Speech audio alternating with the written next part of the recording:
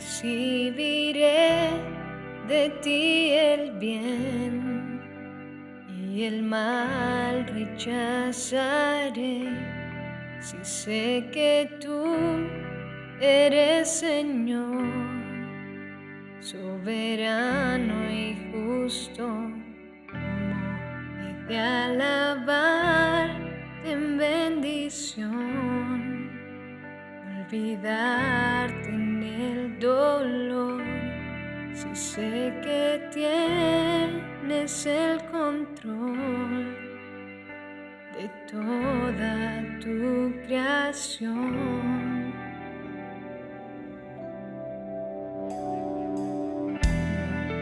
De creer en ti al tener y dudar en la escasez.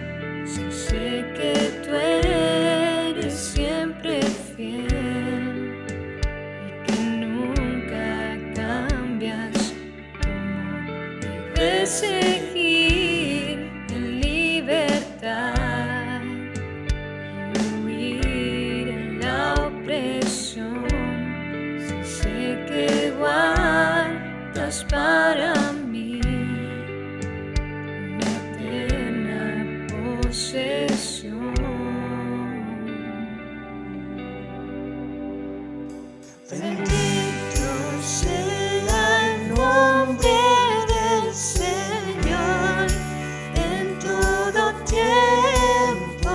Se haga tu perfecta voluntad en mí. Trae gloria a tu nombre a través de mi aflicción.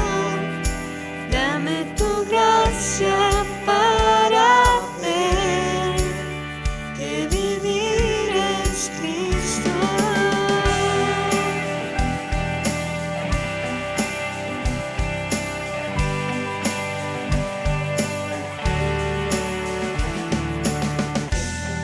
He de confiar en tu bondad y tu gran amor por mí.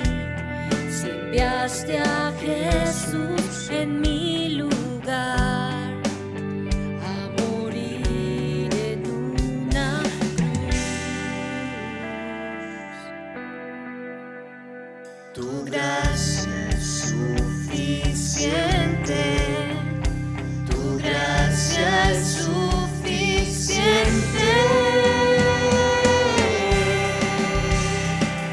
Bendito sea el nombre del Señor en todo tiempo.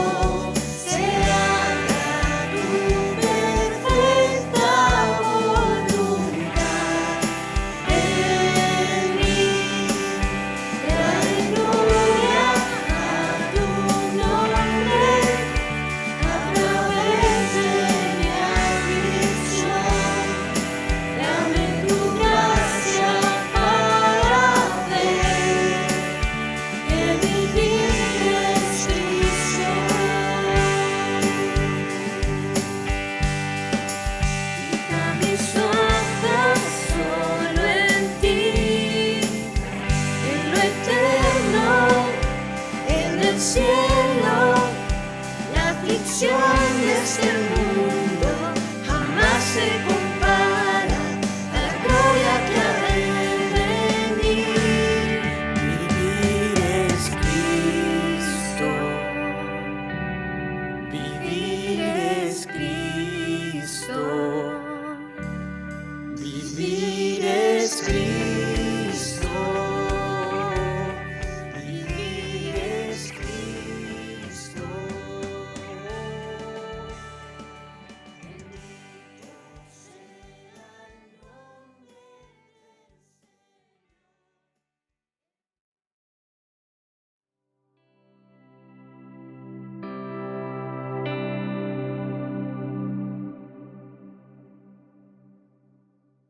Iglesia, muy buen día. Bueno, una vez más, reunidos para adorar al Señor, para escuchar su palabra. Voy a invitar que me acompañe al Salmo 27 y vamos a estar leyendo el verso 14. Salmo 27, verso 14 dice: Espera con paciencia al Señor, sé valiente y esforzado. Sí, espera al Señor con paciencia. Quiero preguntarle en esta mañana, ¿qué es más fácil para usted? ¿Esperar o marchar? Creeríamos que a veces es más fácil esperar, pero hay momentos en la vida donde queremos solucionarlo todo ya, donde no queremos esperar, sino que nuestro deseo es solo marchar. Ahora, este salmo nos invita a esperar en el Señor, pero como dice acá, nos invita a esperar con valentía y con esfuerzo. Ahora, esa espera en el Señor no es una espera sin hacer nada, sino es una espera en oración. Dios quiere que nosotros nos acerquemos a Él con confianza, presentemos todas nuestras necesidades, coloquemos nuestras cargas, aquello que nos aflige, aquello en donde necesitamos una respuesta y podamos confiar solamente en Él y esperar. Porque, lo repito, hay momentos donde lo único que podemos hacer es esperar en Él. Por eso, iglesia, ¿qué tal si hoy, en este tiempo, nos acercamos a Él y colocamos todas nuestras cargas, todo aquello que pueda afligirnos, todo aquello que de alguna manera pueda distraernos incluso en este tiempo de adoración, en este tiempo de escuchar su palabra, y que coloquemos todo aquello que parece que no tiene solución en sus manos y podamos juntos esperar en Él. Oremos. Padre, te damos gracias por este tiempo, gracias por la oportunidad que tenemos de acercarnos a ti. Es un privilegio, Señor. Es un privilegio saber que somos tu cuerpo. Es un privilegio saber que hoy, aunque estamos de manera virtual una vez más, como iglesia, Señor, estamos reunidos con un propósito, Padre, y es adorarte. Pero aún en medio de esa adoración, tú nos permites, Señor, colocar nuestras vidas, incluso presentar nuestras cargas. Y hoy, como nos invita el Salmo que leímos, queremos aprender a esperar en ti. Señor, hay cosas que humanamente no podemos hacer, no podemos solucionar.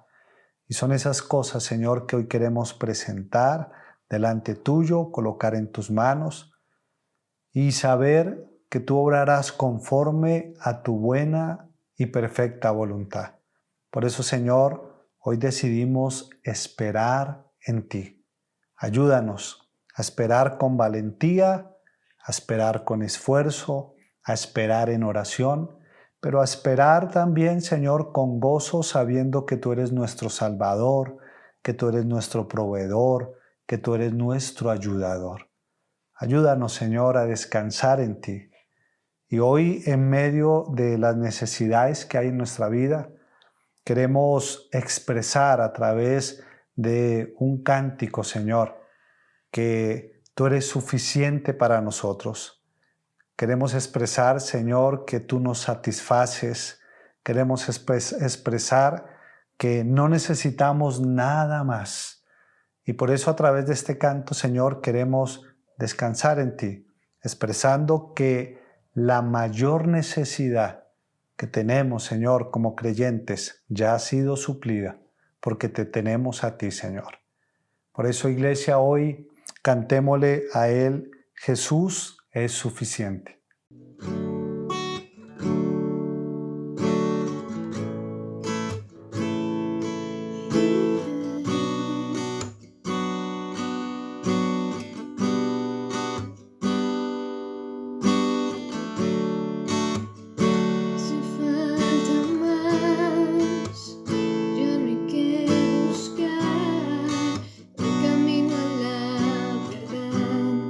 Jesús puedes hallar, no hace falta más, ya no hay que buscar en la razón que libró mi corazón.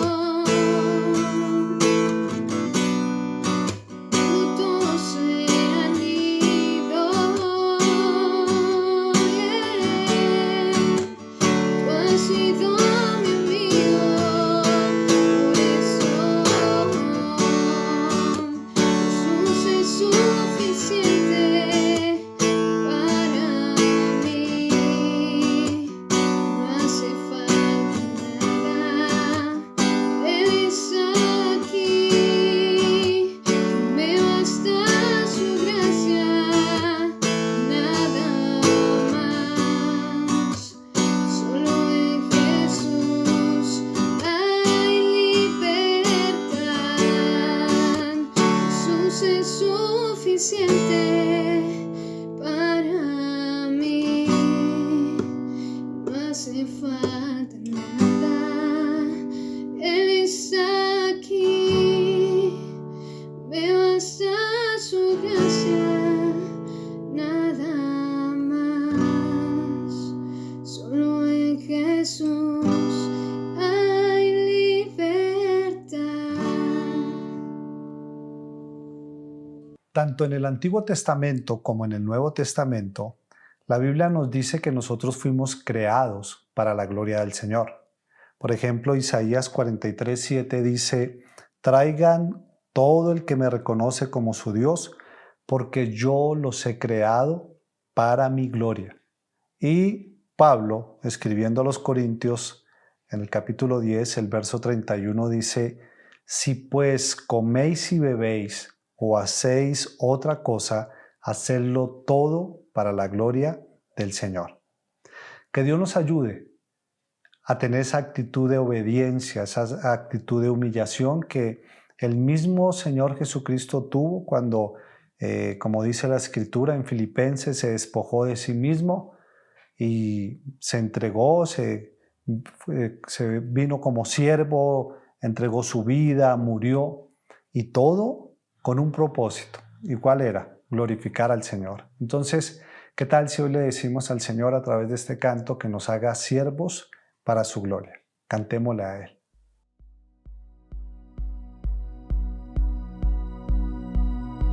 Siendo en forma de Dios, Rey de toda la creación, de siervo se vistió, hasta lo sumo se humilló, sufrió la muerte en sumisión, horrenda muerte en una cruz. Inmenso amor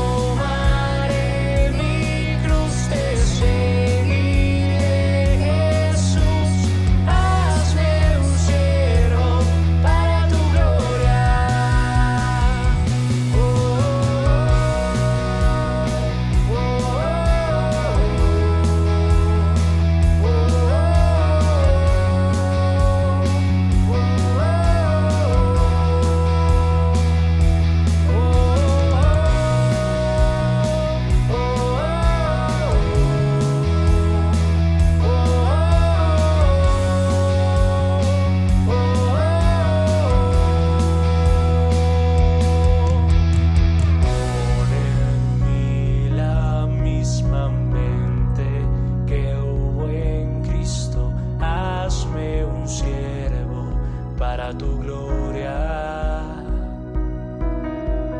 Tomaré mi cruz, te seguiré, Jesús, hazme un siervo para tu gloria. Pon en mí la misma mente que hubo en Cristo, hazme un siervo para tu gloria. Tomaré mi cruz, te seguiré, Jesús, hazme un siervo para tu gloria.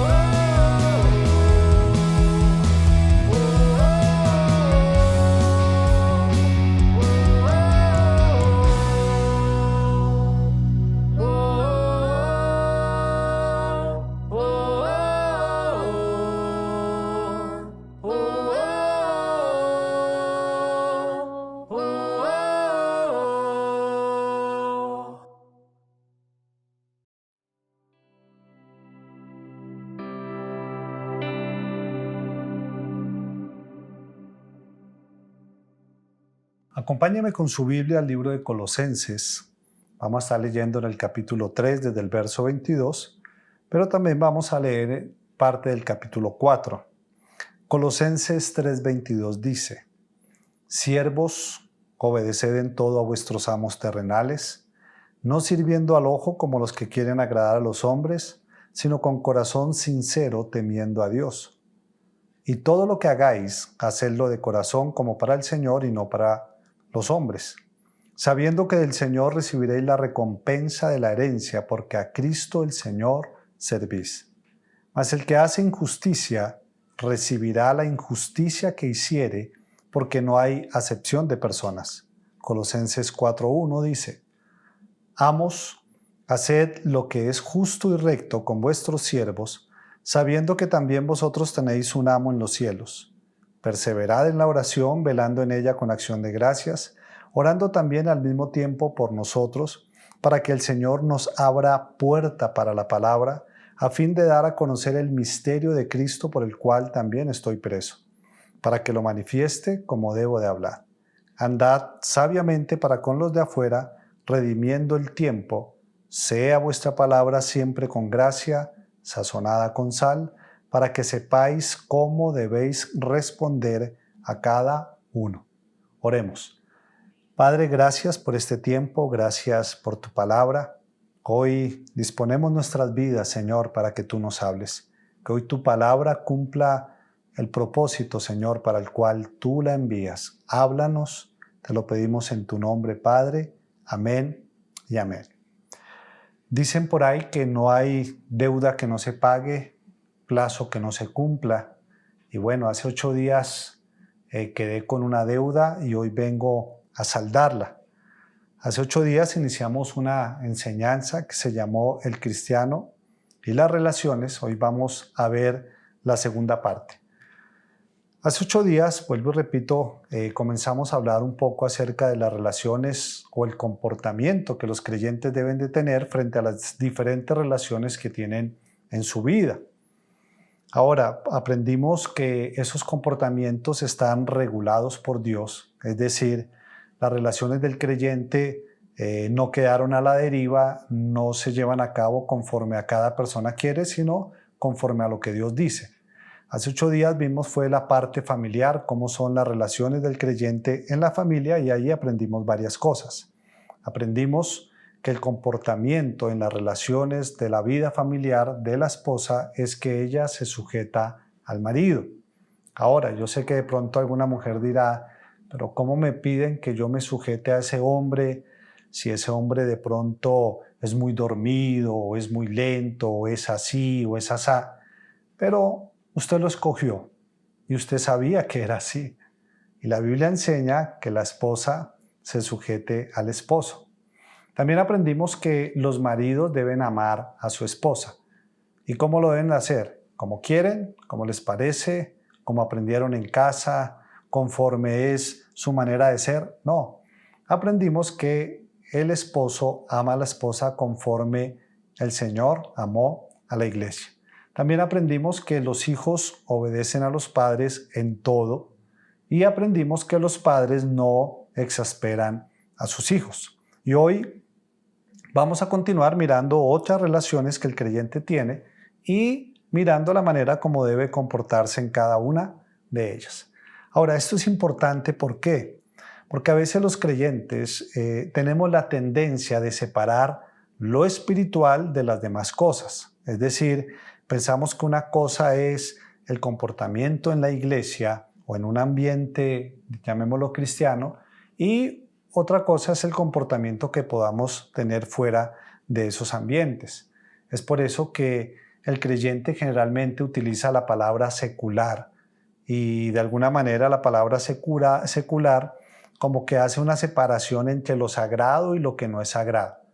Pero la verdad, para el creyente no debiera de haber esa separación, ya que si miramos bien, toda la vida del creyente es sagrada, sin importar el lugar donde esté, sin importar con quién se relacione. El propósito de la vida del creyente es uno y es glorificar al Señor.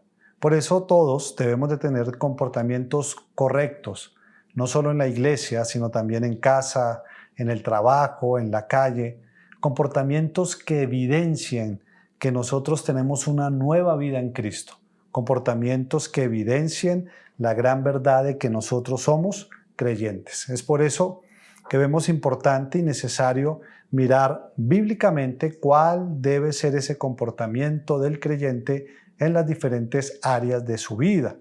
De hecho, si esto no fuese importante, pues no estaría en la palabra. Si la forma como el creyente se debe comportar fuera de la iglesia o fuera de la casa no fuese importante para Dios, Él no lo hubiese dejado escrito en la Biblia. Es por eso que volvamos a retomar.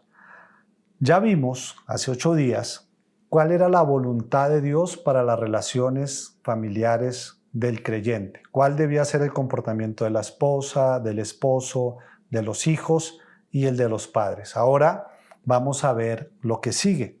Volvamos a Colosenses capítulo 3, verso 22 al 25. Dice: siervos, obedeced en todo a vuestros amos terrenales, no sirviendo al ojo como los que quieren agradar a los hombres, sino con corazón sincero, temiendo a Dios. Y todo lo que hagáis, hacedlo de corazón, como para el Señor, y no para los hombres, sabiendo que del Señor recibiréis la recompensa de la herencia, porque a Cristo el Señor servís. Mas el que hace injusticia, recibirá la injusticia que hiciere, porque no hay acepción de personas. Colosenses 4:1. Amos, haced lo que es justo y recto con vuestros siervos, sabiendo que también vosotros tenéis un amo en los cielos. La segunda cosa que vamos a ver, porque hace 8 días vimos la primera, la segunda cosa es, o el segundo punto, la voluntad de Dios para las relaciones laborales. La voluntad de Dios para las relaciones laborales.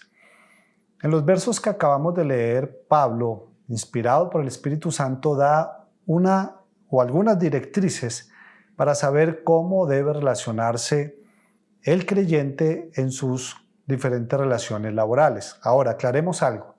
Aunque aquí Pablo está hablando de siervos o de esclavos y de amos, no es que de alguna manera Dios esté aprobando la esclavitud. Porque algunos dicen, si Dios no habló en contra de la esclavitud, sino que de alguna manera explicó qué había que hacer, es porque la aprueba. Pero aclaremos, no la está aprobando. Ustedes saben que hay cosas que vinieron a la vida del ser humano por causa del pecado. Y no es que Dios las apruebe, pero sí las regula. Entonces lo que está haciendo el Señor aquí es regulando la relación, en este caso, cuando hablaba en el tiempo de Pablo, la relación que tenían los siervos con sus amos. Y nosotros hoy tenemos una relación laboral la cual generalmente se divide en dos categorías. Hablamos de empleados y hablamos de jefes. Aunque claro, también existen los independientes, los cuales hay momentos donde son jefes, es decir, cuando están al frente de un trabajo y tienen un ayudante que les colabora, pero hay momentos donde son empleados del cliente que los contrató para realizar esa labor. Así es de que nos incluye a todos. Y Dios dejó muy claro cómo se comporta el empleado creyente y cómo debe también comportarse el jefe creyente. Entonces, comencemos con el empleado. ¿Cómo debe comportarse un creyente que es empleado? Miremos nuevamente Colosenses 3:22. Dice, siervos, obedeced en todo a vuestros amos terrenales, no sirviendo al ojo como los que quieren agradar a los hombres, sino con corazón sincero, temiendo a Dios. ¿Qué es lo que hace un empleado creyente? ¿Cuál es su comportamiento? Aquí la palabra nos dice que obedece, es decir, el empleado creyente sigue las directrices o las instrucciones de la persona que está por encima de él. Y Pablo dice que debe obedecerlo en todo. Ahora, aclaro, ese en todo no incluye las cosas que van en contra de la voluntad del Señor, sino incluye la directriz con respecto a la forma como el jefe quiere que nosotros trabajemos. Ahora, alguien podría decir, bueno, pues la verdad, eso no es nuevo para mí, yo ya sabía eso. Incluso hasta los empleados incrédulos saben que uno debe de obedecer al jefe. Y aunque eso es verdad, en el pasaje que leímos, Pablo nos muestra la diferencia entre la obediencia del empleado creyente y la obediencia del empleado incrédulo. Ustedes saben que casi siempre el empleado busca agradar el ojo del jefe y trabaja de alguna manera cuando el jefe está. Pero ese no debe ser el comportamiento del empleado creyente. Por eso Pablo, en el verso que leímos, nos dice que el siervo creyente o el empleado creyente obedece con corazón sincero, temiendo a Dios. Entonces, un empleado creyente obedece con buena actitud, obedece con honestidad y trabaja sin flojera. Un empleado cristiano no simula trabajar. ¿Él qué hace? Trabaja. Un empleado cristiano no simula obedecer. ¿Qué hace? Obedece. Pero obedece, como lo acabamos de ver, con un corazón sincero. Y esta es la diferencia y es lo que de alguna manera debe caracterizar a todo creyente que es empleado. Una buena actitud, una actitud correcta frente a las instrucciones laborales que el jefe le da.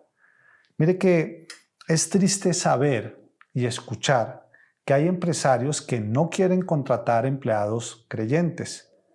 Y he tenido la oportunidad de conocer a algunos jefes o empresarios y cuando uno les habla de los creyentes para recomendar, dicen, no, la verdad, yo quisiera que no fueran creyentes o que no fueran cristianos. Y uno dice, pero ¿por qué lo expresa? Y dice, no, lo que pasa es que algunos de ellos son como perezosos, no cumplen los horarios. Y cuando llegan tarde, uno les dice, bueno, ¿y por qué llegó tarde? Ellos dicen, no, es que estaba haciendo el devocional y no fue un tiempo sobrenatural y no podía salir de ahí.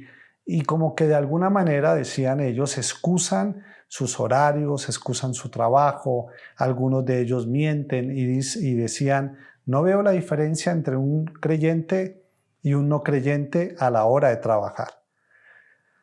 Dicen algunos que en el primer siglo los esclavos creyentes valían más que los esclavos incrédulos y que de hecho sobre algunos de ellos colocaban el letrero de que él era creyente porque los que compraban, los amos, preferían a los esclavos creyentes porque sabían que ellos eran diligentes y obedientes.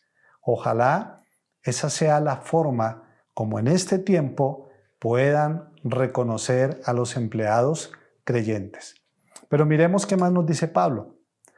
Dice el verso 23, recuerde, le está hablando a los siervos, a los empleados, y todo lo que hagáis, hacedlo de corazón, dice el verso 23, como para el Señor y no para los hombres. Entonces, un empleado creyente no solo obedece, sino que el creyente trabaja ¿para quién? Para el Señor. Y trabaja muy bien así el jefe no esté. ¿Por qué? Porque lo está haciendo ¿para quién? Para Dios. Alguien contaba acerca de Miguel Ángel. Ustedes saben que Miguel Ángel pintó la bóveda o el techo de la capilla La Sixtina ya en Roma.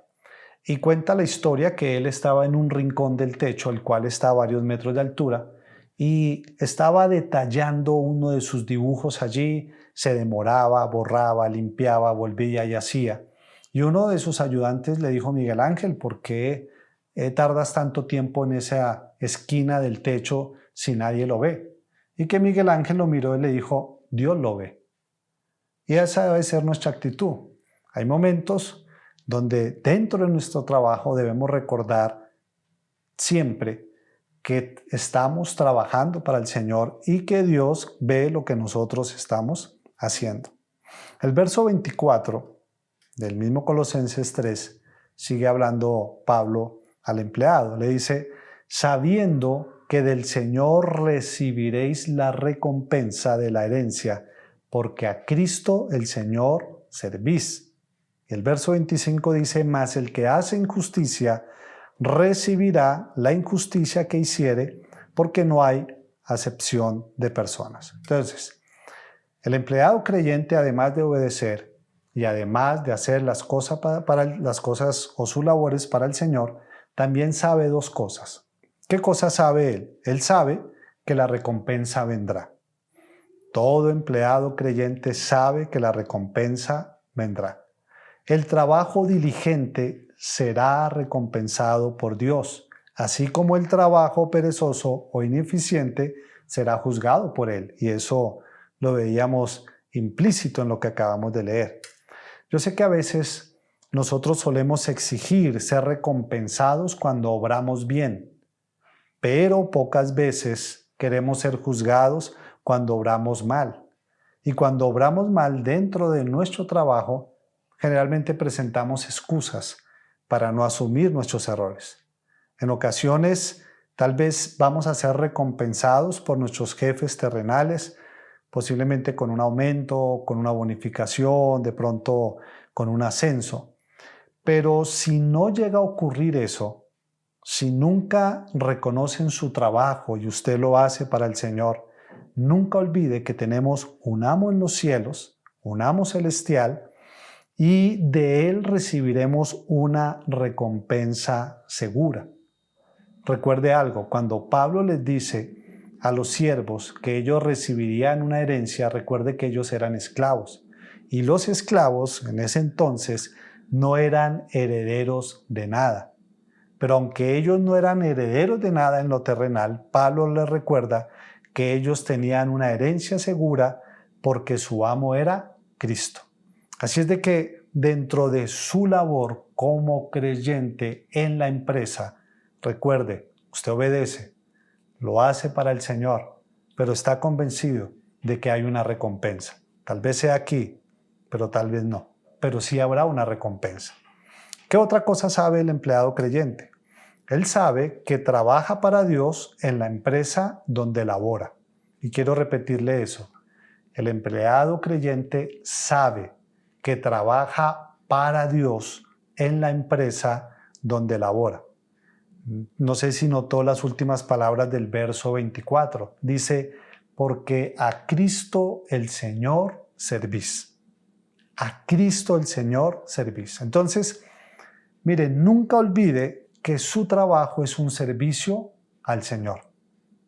Su trabajo es una forma de servir. Dice que porque a Cristo el Señor servís. Por eso, cada mañana, cuando salga a trabajar, posiblemente mañana lunes usted sale al trabajo, no diga qué jartera, otra vez me toca ir a trabajar. No, Levántese y diga, voy a glorificar al Señor a través del trabajo que Él me ha dado.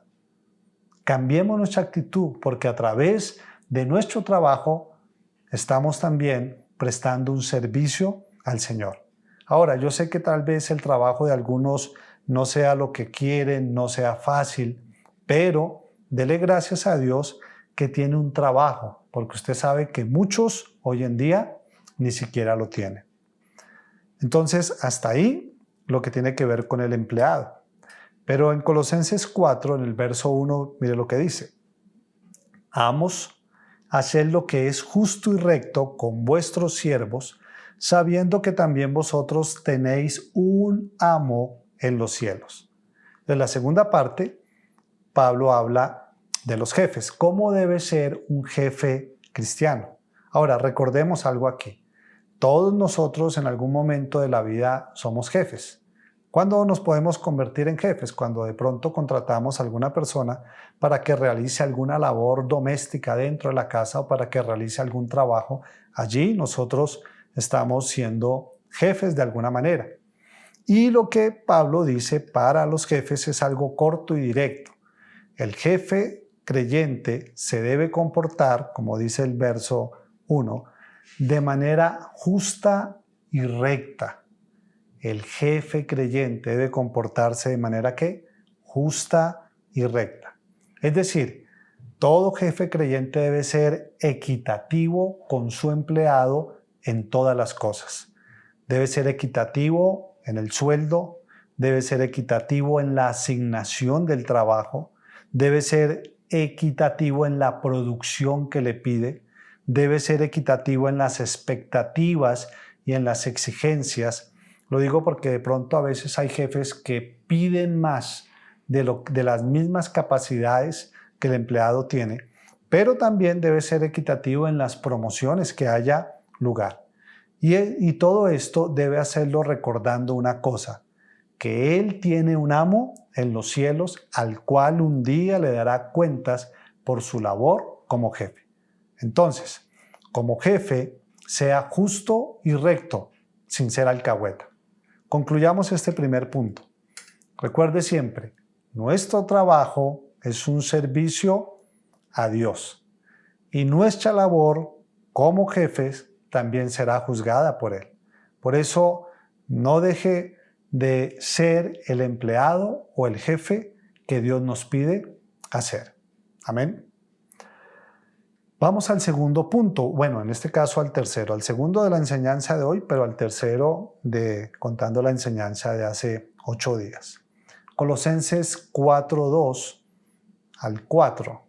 Colosenses 4 del verso 2 al 4 dice, perseverad en la oración, velando en ella con acción de gracias, orando también al mismo tiempo por nosotros, para que el Señor nos abra puerta para la palabra, a fin de dar a conocer el misterio de Cristo, por el cual también estoy preso, para que lo manifieste como debo hablar.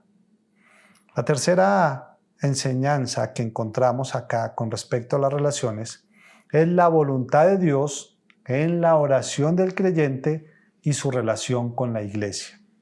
La voluntad de Dios en la oración del creyente y su relación con la iglesia. Hasta aquí hemos visto cómo el Evangelio demanda una respuesta de nuestra parte.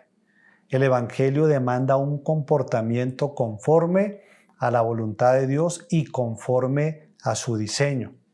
Y lo que hemos visto hasta ahora, las demandas que Dios nos pide con respecto a nuestras relaciones, son imposibles de hacerlas si no dependemos del Señor.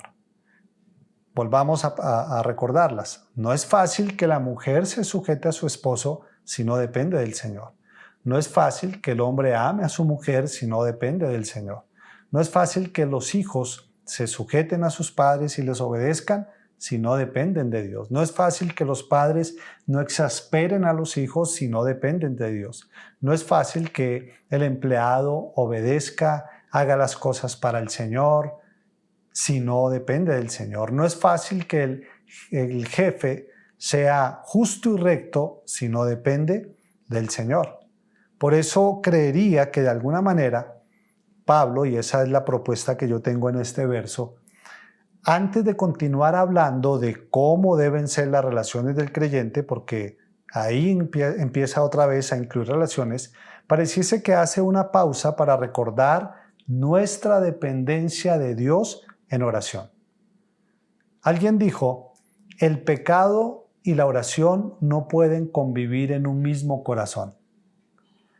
O la oración desaloja el pecado o el pecado ahoga la oración. Y nosotros sabemos que lo que nos impide poder cumplir todas estas demandas, todos estos comportamientos en las relaciones hasta aquí vistas, es precisamente el pecado que aún mora en nosotros. Ese pecado remanente que todavía está allí. Y Él se opone para que podamos cumplir estas demandas. Por eso la necesidad de orar del creyente. Nosotros para poder cumplir esto necesitamos, se lo repito, depender de Dios. Y eso lo demostramos a través de nuestra relación con Él en la oración. Nosotros no debemos de olvidar que no somos superhombres, no somos supermanes, sino que independientemente del tiempo que llevemos, independientemente del conocimiento que tengamos, independientemente del servicio que hagamos o hayamos hecho en la iglesia, seguimos dependiendo del Señor. Escuché una historia acerca de un hombre que se llama Mohamed Ali, muchos lo conocieron, fue un boxeador muy famoso en los años 60, 70, allá en Estados Unidos. Y cuenta la historia que un día él subió a un avión y ya iban a despegar y él no tenía puesto el cinturón de seguridad y una azafata se acercó y le dijo, Mohamed, por favor te colocas el cinturón de seguridad. Y él de una manera sarcástica le dijo, Superman no necesita cinturón de seguridad. Y la azafata mirándolo le dijo, eso es cierto, pero Superman tampoco necesita de un avión para volar. Y a veces nos pasa lo mismo en nuestra vida cristiana. A veces nos creemos supermanes, que no necesitamos de ciertas cosas y como que sin querer queriendo abandonamos la oración. Pero le repito, ni los años de la vida cristiana que llevemos, ni el conocimiento que tengamos, ni el servicio que prestamos nos eximen de orar. Así como la respiración es la primer señal de vida cuando un bebé nace. De la misma manera, la oración es una señal de vida para todo aquel que ha nacido de nuevo, para todo aquel que es creyente. La oración es vital, es una parte vital en todo creyente, porque así como el creyente se relaciona con los demás, él necesita conservar una oración diaria con Dios. Y esto lo hace a través de ¿qué? De la oración. Y aquí Pablo recuerda algunas características de esa oración. Él dice que esa oración, dice el verso, si quiere volvamos y lo leemos, el verso 2 de Colosenses 4 dice, perseverad en la oración, velando en ella con acciones de gracias. Entonces aquí Pablo nos recuerda dos características importantes. Una, nuestra oración debe ser perseverante, es decir, debe ser una oración constante, debe ser una oración permanente. Nosotros como creyentes debemos de aprender a vivir todos los momentos de nuestra vida en oración. Y cuando digo todos los momentos, son todos, los buenos y los malos. Ahora, ¿por qué digo esto? Porque a veces tendemos solamente a orar cuando tenemos problemas, pero se nos olvida que el verdadero problema es cuando dejamos de depender de Dios en todos los tiempos. Ese sí es un verdadero problema. También debemos de recordar que a través de este llamado de ser perseverantes en la oración, Pablo lo que nos está pidiendo es que tengamos o desarrollemos una actitud de oración, es decir, que podamos estar orando en todo tiempo. Cuando hablo de esto no significa que usted ande con los ojos cerrados y expresando su oración, sino que usted aprenda a tener esa actitud de oración en todo tiempo. Personalmente, yo procuro hacerlo, yo me levanto y doy gracias al Señor por ese día, apenas ingreso al baño y me estoy bañando en oración, voy hablando con Él, pidiéndole que se haga cargo de ese día, que nos ayude, que nos proteja, que nos provea. Cuando voy en el carro, la música que coloco es música que me inspira a adorarle en el trabajo, en la casa, cuando estudio y naturalmente en mis tiempos de oración a solas. Y es bonito tener una actitud de oración en todo tiempo, pero también es bonito tener un tiempo aparte para orar, es decir, un tiempo a solas con Él. No pierda ese tiempo de devocional, no pierda ese tiempo a solas. Si usted no puede en la mañana, hágalo en la tarde, hágalo en la noche, pero hágalo, porque eso es algo que nadie puede hacer por nosotros. Pero también dice que debemos de perseverar en la oración, velando en ella con acción de gracias. Cuando habla de velar, habla de estar despiertos, de permanecer alerta a las necesidades por las cuales nosotros debemos estar orando y que siempre lo hagamos con acciones de gracias. Y luego de esa pequeña pausa, pareciese que Pablo vuelve a las relaciones. ¿Por qué lo digo? Volvamos a Colosenses 4, leamos el verso 3. Dice, orando también, luego de que les dice que sean perseverantes, que velen con acción de gracias, les dice, orando también al mismo tiempo por nosotros, para que el Señor nos abra puerta para la palabra, a fin de dar a conocer el misterio de Cristo, por lo cual también estoy preso, para que lo manifieste como debo hablar.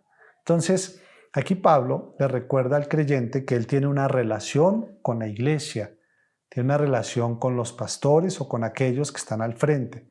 Y él pide que dentro de la oración del creyente esté incluida la oración por los que trabajan en la obra, por todos aquellos que de alguna manera sirven en la extensión del Evangelio. Recuerde que cuando Pablo escribe esta carta, él estaba preso, estaba en Roma, pero él no pide que oren para que lo liberen pronto, no está pidiendo que oren para que haya un juicio justo, sino que él pide para que se abra la puerta o las puertas para predicar la palabra y para que él y aquellos que trabajan con él lo hagan con audacia y con claridad. Entonces concluyamos este segundo punto. Dependemos de Dios. Por lo tanto, debemos perseverar en la oración, siempre velando con acciones de gracias. Y en nuestra relación eclesial como creyentes, no podemos dejar de orar por aquellos que trabajan en la predicación del Evangelio, pidiendo siempre a Dios que abra puertas para esa predicación, pero también que podamos hacerlo con valentía, con sabiduría y podamos avanzar en la extensión del reino. Amén. Vamos al cuarto o tercero de esta enseñanza. Colosenses 4:5 dice, andad sabiamente para con los de afuera, redimiendo el tiempo. Verso 6, sea vuestra palabra siempre con gracia, sazonada con sal, para que sepáis cómo debéis responder a cada uno. El último punto es la voluntad de Dios en las relaciones para con los de afuera. La voluntad de Dios en las relaciones que tenemos para con los de afuera, es decir, con los incrédulos. En muchas ocasiones se ha creído que relacionarnos con los incrédulos o con los de afuera contamina, dicen algunos, y que para ser más santos, de alguna manera, es necesario como alejarse del mundo y alejarse de ellos. Es por eso que en una época de la historia de la iglesia cristiana se crearon los monasterios donde aquellos que querían ser más santos se retiraban a esos lugares para alejarse de la mundanalidad y de alguna manera crecer en santidad. Pero la historia cuenta que esto, la verdad, no los santificó, sino que aquellos que vivían en los monasterios, ahí empezaron a vivir otro tipo de circunstancias y perversiones y otro tipo de pecados. Y ahí fue cuando entendieron algunos que el mal no estaba afuera, sino que el mal estaba dentro del corazón. Por eso nosotros como creyentes no podemos alejarnos de los que están afuera, y debemos de saber cómo comportarnos con ellos, cómo relacionarnos nosotros con los incrédulos. Y aquí encontramos algunos consejos. Dice el apóstol Pablo en el verso 5, andad sabiamente con los de afuera. Entonces, ¿cómo debemos de relacionarnos con ellos? Sabiamente. Debemos relacionarnos con sabiduría, no creando una barrera que los aleje de nosotros, tal vez porque nos convertimos en místicos o nos convertimos en religiosos, cambiamos nuestra forma de hablar, no en el sentido que ahora ya no digamos groserías, sino que como que queremos colocar una voz espiritual o no sé, algo así. Pero dentro de esa sabiduría también nos habla de no compartir o estar en lugares que no corresponden a un creyente. Aunque tal vez la libertad del creyente le permitiese entrar a cierto lugar, no significa que debamos hacerlo. Ahí debemos de hacer uso de la sabiduría, no crear barreras, pero tampoco compartir actos pecaminosos. Y dice, redimiendo bien el tiempo. Esto nos habla de aprovechar cada momento que estamos con ellos para que nuestra vida modele al Cristo en el cual decimos creer. Porque a veces no hay nada más de alguna forma que traiga como barreras a los incrédulos y que les impida o que les quite el deseo de buscar o escuchar la palabra como el mal testimonio de aquellos que dicen ser creyentes. Por eso nosotros debemos de modelar a Cristo a través de nuestras vidas, modelar el Evangelio, para que no hayan las famosas frases que dicen, si eso es ser cristianos, yo no quiero ser así, porque eso crea barreras. Entonces, nuestro llamado es hacer luz, a que nuestro comportamiento de alguna manera alumbre este mundo de tinieblas y que podamos nosotros testificar con nuestras palabras, pero también con nuestra vida, lo que Cristo ha hecho. Y dice por último aquí el apóstol Pablo, sea vuestra palabra siempre con gracia, eso está en el verso 6, sazonada con sal para que sepáis cómo debéis responder a cada uno. Nosotros en nuestra relación con los de afuera debemos de aprender a hablar con gracia. Cuidemos nuestro hablar, que el discurso que usted y yo usamos en nuestras conversaciones siempre sea con bondad, siempre sea con cortesía, pero también con gracia, porque es la forma más correcta de podernos acercar a los de afuera. Estas básicamente son las directrices o los mandatos para las diferentes áreas o de las diferentes relaciones de la vida del creyente. Amén. Palabras finales. Todo lo que vimos en estas dos últimas enseñanzas, y ustedes van a estar de acuerdo conmigo, es más fácil decirlo que vivirlo. Esto lo podemos decir rápidamente, lo podemos hablar, pero hacerlo, ustedes saben que es otra cosa. Pero la buena noticia es que nosotros no dependemos de nuestras fuerzas para lograrlo, ya que contamos con un ayudador divino, ya que contamos con el Espíritu Santo, contamos con el mismo Señor y podemos correr clamando ayuda a Él y Él nos ayudará para que todo esto que nos pide lo podamos hacer. Por eso, frente a estas demandas, la idea es que usted no tenga una carga y diga, esto es muy difícil. Esto que me están diciendo de cómo debo comportarme en el hogar, en el trabajo, de cómo debo comportarme en la iglesia, cómo debo comportarme como los de afuera, es muy difícil, es una carga que no puedo soportar. Entonces yo quiero que recuerde dos cosas. Uno, que fuimos creados para su gloria. Y esto nos va a ayudar a comportarnos adecuadamente. Fuimos creados para su gloria. Así es de que todo lo que nosotros hagamos tiene ese propósito. Y esto incluye nuestra manera de relacionarnos con los demás. Por eso cuando a usted le cueste sujetarse al esposo, ore y dígale, Señor, yo quiero glorificarte aún con esto. Cuando le cueste amar a la esposa, dígale, Señor, yo quiero glorificarte a través del amor hacia mi esposa. Cuando le cueste obedecer a los padres, ore y dígale, Señor, ayúdame a obedecer porque quiero glorificarte. Y así con cada una de las relaciones que hasta el momento hemos visto. Por eso que las relaciones y el comportamiento que nosotros tengamos en nuestro hogar, en nuestro trabajo, en nuestra oración por su iglesia, en nuestra relación con los demás, lo glorifique siempre a Él. Que juntos podamos vivir para su gloria. Y la segunda cosa que debemos de recordar es que si estamos en Cristo, dice la palabra que nosotros somos nuevas criaturas. Por lo tanto, debemos y podemos vivir como tal. Mire, no vea la Biblia solo como un listado de instrucciones y de ordenanzas y mandatos que son difíciles de hacer. Recuerde que todo lo que Dios nos pide está basado en lo que Él ya hizo por nosotros y en nosotros.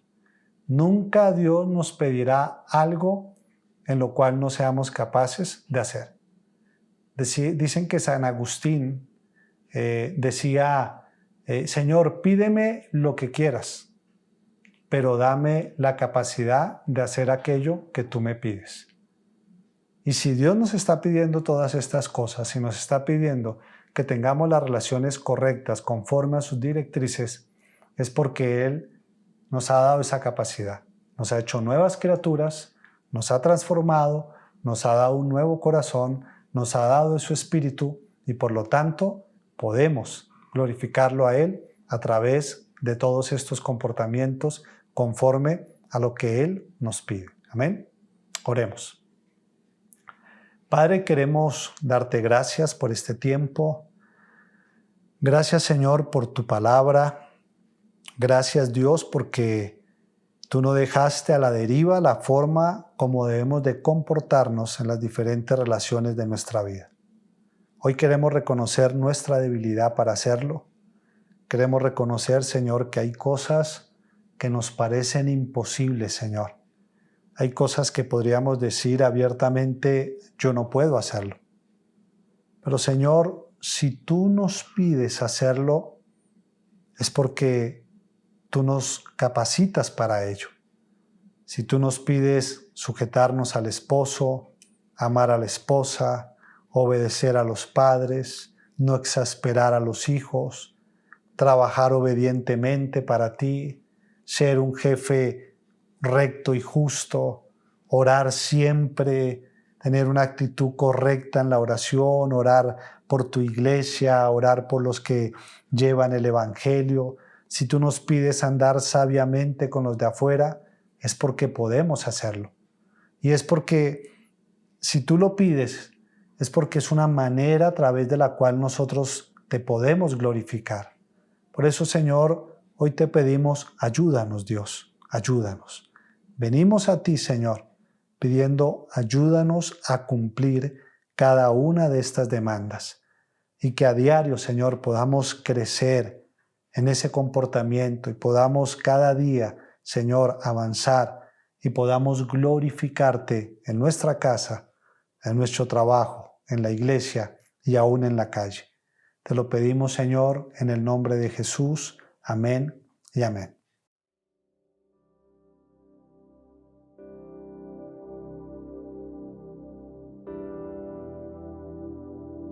Damos gracias al Señor por este tiempo de ministración a través de la adoración y la predicación de su palabra. Oramos para que haya sido edificación para tu vida y la de toda tu familia. Te invitamos a compartir los links de estas enseñanzas a otros para que también puedan ser edificados.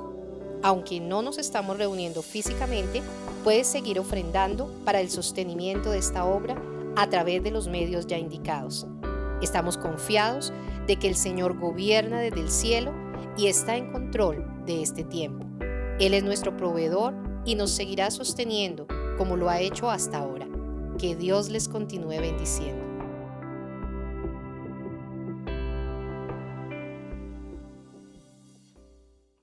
Bueno, ustedes saben y seguramente han escuchado en noticias que ya se está hablando de la reapertura de las iglesias.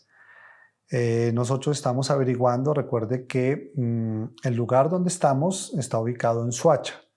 Entonces, estamos ya averiguando cuáles son los requisitos para la autorización de esa reapertura y mirando hasta dónde nosotros podemos cumplirlos y teniendo en cuenta la posición que les compartimos en el estudio de la precaución. Así es de que estamos en ese proceso y pronto les estaremos dando más información al respecto. Quiero recordarles que varios cumplieron años esta semana. Está Paula Bernal, Claudia Patricia González, pero no mi esposa, sino una homónima de mi esposa, Angélica Sánchez, Natalie Garzón y Juan Carlos Soto. ¿Qué tal si nos unimos y hacemos una oración por ellos, vale? Padre, queremos darte gracias por la vida de cada una de estas personas, Señor, que cumplieron años durante esta semana. Hoy oramos, Dios, y pedimos que ellos puedan crecer en el conocimiento tuyo. Ayúdalos, Dios, a crecer en el conocerte a ti. Ayúdalos, Señor, aquellos que tal vez todavía no hayan sido regenerados, no haya ocurrido el milagro del nuevo nacimiento. Obra, Señor, conforme a tu perfecta voluntad. Bendícelos, Señor, ayúdalos y permite, Señor, como dice la Escritura, que puedan conocerte. Te lo pedimos en el nombre de Jesús. Amén y amén. Bueno,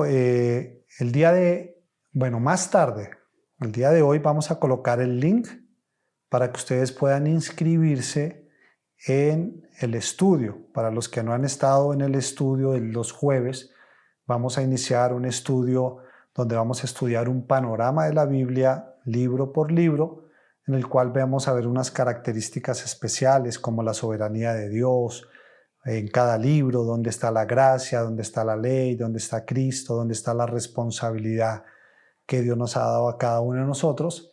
Y va a ser de mucha bendición, así es de que motivamos a todos para que se inscriban, pero el que no se inscriba, pues infortunadamente no puede participar, ya que se va a hacer con un grupo cerrado al cual se le va a enviar el link para que pueda accesar a través de Zoom. Van a haber algunos compromisos para los que se inscriban. El compromiso no es financiero, ya que la inscripción no vale nada, pero el compromiso sí es de participar, porque si usted presenta 3 fallas injustificadas, pues hermano, tristemente no va a estar más dentro del grupo, así de que no va a poder ingresar al estudio. También la otra responsabilidad o compromiso es puntuales, jueves 7 de la noche. A las 7:10 ya no damos más acceso a la entrada por la plataforma de Zoom y se van a estar dejando tareas, las cuales hay que subirlas a un programa que se les va a explicar este próximo jueves todo el proceso. Y aquellos también que no presentan tareas, pues están demostrando que no están muy interesados en el estudio. Así de que vamos a hacerlo con compromiso, con responsabilidad, y sé que va a ser una gran bendición para todos. Así de que los motivo para que se inscriban. Recuerde, no cuesta nada, no tiene ningún valor monetario. También les recuerdo que los días martes las mujeres se reúnen en su estudio y en su compartir. Así de que motivamos a todas las mujeres para que participen. Bueno, iglesia, creo que no es más. Solo resta decirle que se les quiere, se les extraña. Un abrazo para todos. Sigamos orando. Y bueno, en su momento y dirigidos por Dios, volveremos a vernos, a reunirnos y a seguir compartiendo. Un abrazo y que Dios los bendiga.